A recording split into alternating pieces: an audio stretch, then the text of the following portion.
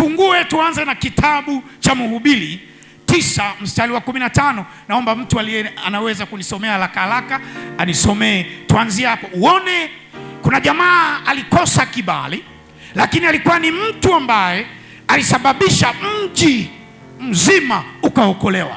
Lakini kwa kukosa kwake kibali, neno linasema hakuna hata mtu aliyemkumbuka. Bwana Yesu asifiwe. Haleluya. Aliyepata anisomea haraka haraka 9:15.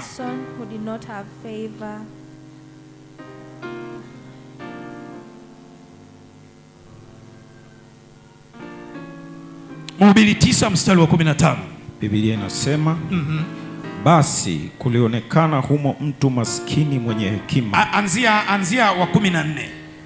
Palikuwa na mji mdogo. Yes, palikuwa na mji mdogo na watu ndani yake walikuwa wachache. Sawa. Akaja mfalme mkuu juu yake, akausuru, yani akauzingira, akajenga gome kubwa ili kuupiga. Sawa. Basi kulionekana humo mtu maskini mwenye hekima. Alikuwa ni maskini lakini ana nini? Ana hekima. Twende. Naye kwa hekima yake akauokoa mji ule, lakini hata hivyo hapakuwa na mtu yeyote aliyemkumbuka yule mtu maskini. Bwana Yesu asifiwe. Unasema, unajua kibali ndicho kinasababisha wewe uwe maskini, na umaskini unakuwa ni mbaya, kwa sababu ukikosa kibali utakataliwa, kila kitu kitakukataa. Manake biashara zitakataa, manake utakuwa masikini. Ukiwa masikini, hata uwe na hekima ya namna gani, hautaweza kukumbukwa na mtu yeyote. Kumbuka huyu mtu aliuokoa mji mzima. It's the lack of favor that makes a person does not prosper. Alikuja mtu mmoja akauzingira. There was a person akataka kuuteka ule mji. with wisdom, and viongozi na wakuu wa ule mji walishindwa kupata maarifa. Wakamwendea yule jamaa, tusaidie. Akatoa maarifa ambayo yaliuokoa mji. But Biblia inasema hakuna hata mmoja, nobody remembered.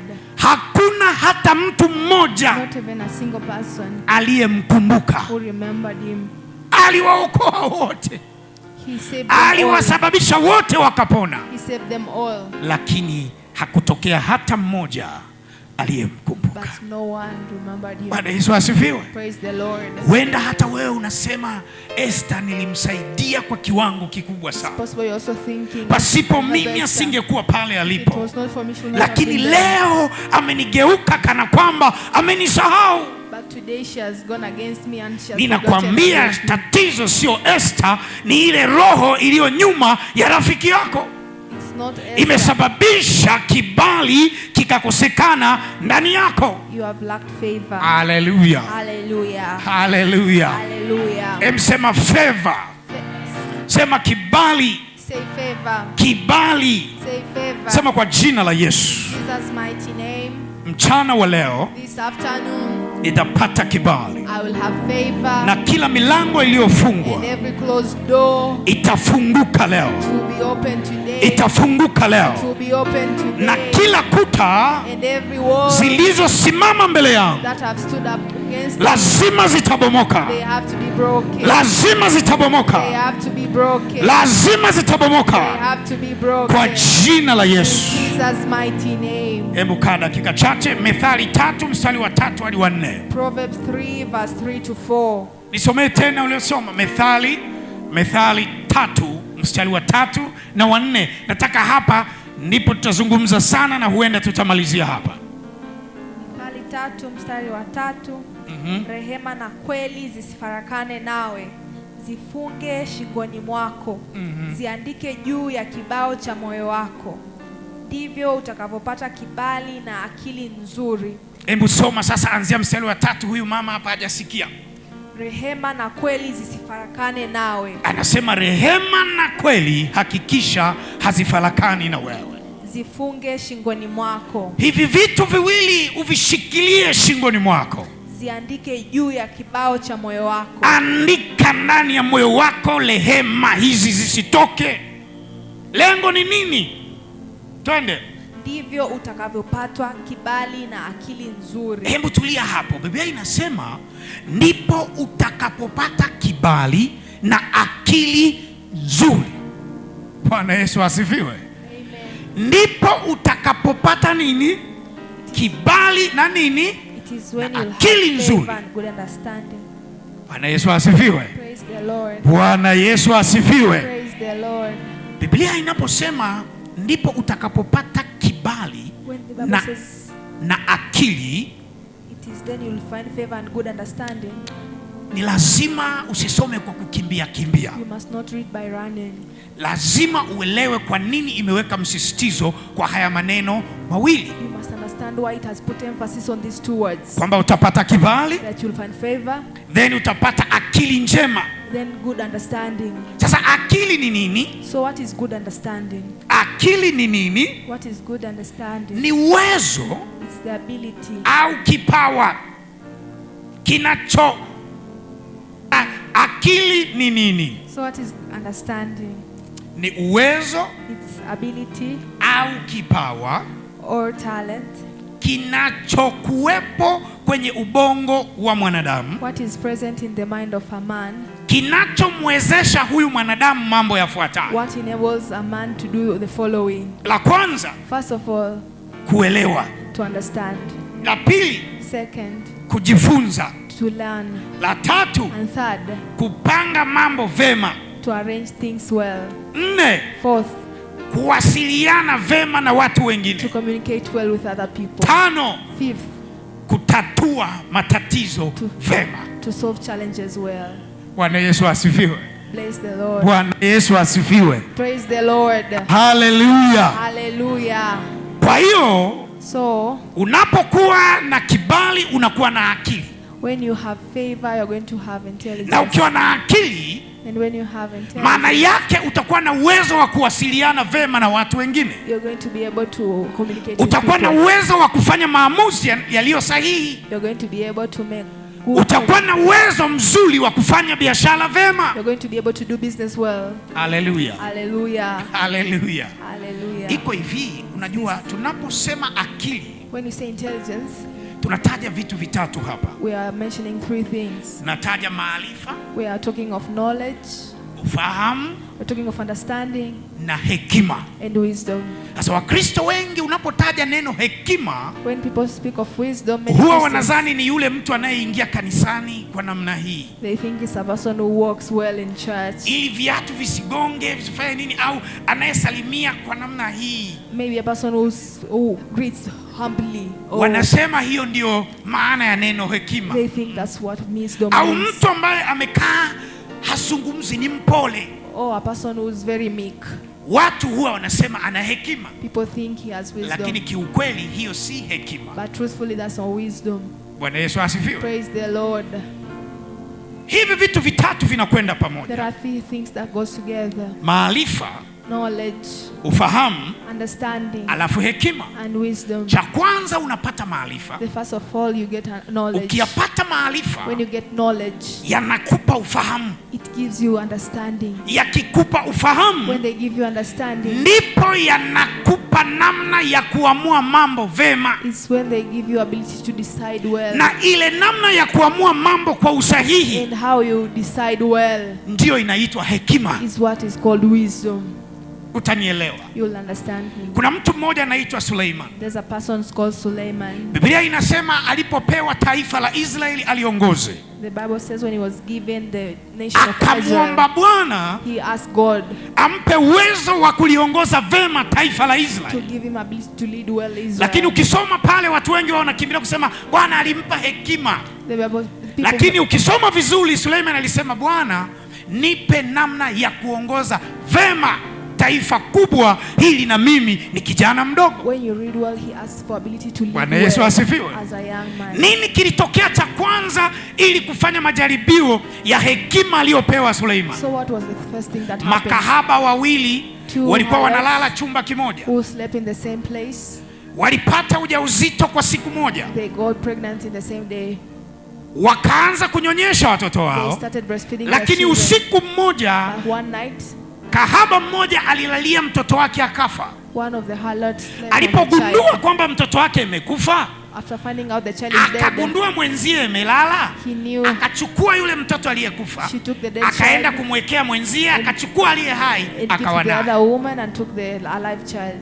Wakaipeleka kesi kwa Suleiman. And then they took the case to Suleiman. Kama king. huna maarifa huwezi kuiamua kesi hii. If you don't have knowledge, you Maana cannot do yake kila anything. mtu anasema mtoto aliye hai ni wa kwangu. Because everyone said the alive child is mine. Walipowaleta wale wanawake mbele ya Suleiman, When they brought the women to kwa Suleiman, sababu Mungu alikuwa amempa maarifa, because God has given wisdom, Mungu amempa namna ya kuamua vema, God has given ability to decide well to Solomon. akawasikiliza. He listened to Kila mtu anasema huyu aliye hai ni wa kwangu. every woman says the alive child is Suleiman mine. akapata namna ya kuamua vema, King Solomon found a way. akawajaribu, He tested them. akasema nileteni panga, He said, bring for me, mlete huyo mtoto aliye hai, bring the child. nimkate katikati, mgawane. Si kila mtu anang'ang'ania, I cut the child lakini in two moyoni pieces. mwake But in his alikuwa heart, anawaza mama halisi wa mtoto huyu hatakubaliana na hiki. in his heart, Bwana he Yesu knew the asifiwe. real mother will not agree to Bwana this. Yesu asifiwe. Bless the Lord. Alivyoshika panga, yule mama halisi kweli akasema, hapana mfalme, mpe mwenzangu anilelee mtoto. Ninajua huyu ni mtoto wangu, hata kama atamlea yeye nitakuwa namuona, lakini siwezi kukubali, The real mother said, I cannot allow you to cut the child. siwezi kukubali kuona mtoto wangu anakatwa vipande viwili. I cannot allow my child to be cut into two pieces. Namtazama kwa macho yangu, I am looking ni at heri the child. mwenzangu amlee, nitakuwa namuona. It's better. Alivyokataa, I will see the child. yule mama akasema hapana. The mother said, no. Mfalme akajua, Suleimani akajua, akaamua vema, akasema mtoto huyu ni wa mwanamke huyu. Mwanamke akapata kibali mbele ya Suleiman na maamuzi mema yakafanyika.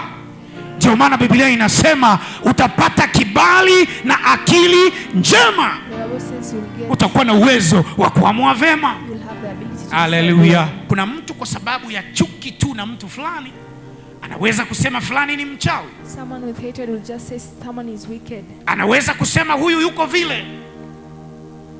Ukifanya maamuzi yasiyo sahihi utaonekana ni miongoni mwa watu wasio na kibali na akili njema. It's among people with not favor and no intelligence. Nataka mtu mmoja kuanzia leo akaanze kuamua I vema, want one of you to decide well. akapate kibali mbele za Mungu Let you have favor ambacho before God, kitakusaidia kuamua vema. which will help you to decide well. Hakitakufanya kuiga kwa sababu huyu ana saluni, yule ana duka hili, ukaiga la kwake. Utamwambia Mungu, fulani ana duka, je, mimi nifanye nini? Mungu atakuongoza cha kufanya na atakupa kibali juu ya jambo hilo. Give you understanding on how to do Hautapambana properly. sana na matokeo yatatokea kwa jina la Yesu. Shika, kuna mtu ananielewa mchana wa leo? Haleluya, Amen. haleluya. Amen.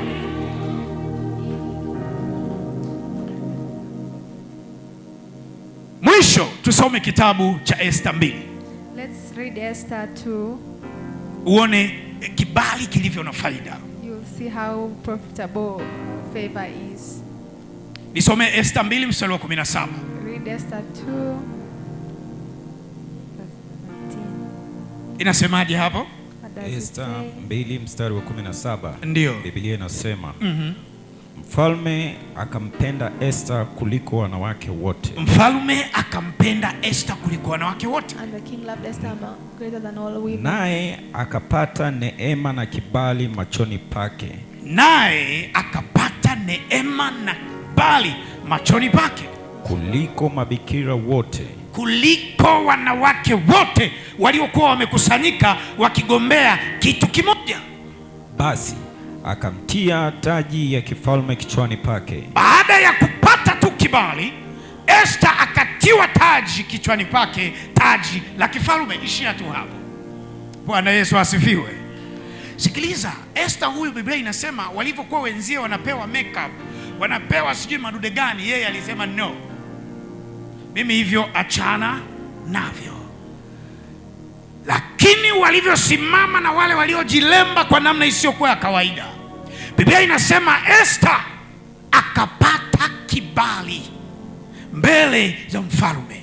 Mfalme akawaacha wale ambao wamefanya kwa namna wanavyojua wao, lakini Esther kwa sababu alikuwa na kibali akachaguliwa yeye. Hallelujah. It's not a matter of doing a makeup. Sio kwa sababu ya kufanya makeup. It's not a matter of sio kwa sababu ya makeup. Being walking smart. Sio kwa sababu ya kutembea vizuri. Tatizo, una kibali? Do you have favor?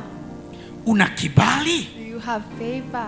Ni kweli utaoga, it's possible utapendeza, you'll get well. Lakini yule ambaye alisema jana ninakupenda ndio leo atasema kwanza nilikosea kukuoa. Who said I love you? Miguu yako ni yote ya kushoto. All your legs are kibali kimefanya nini? Favor has left you. Kimefanya nini?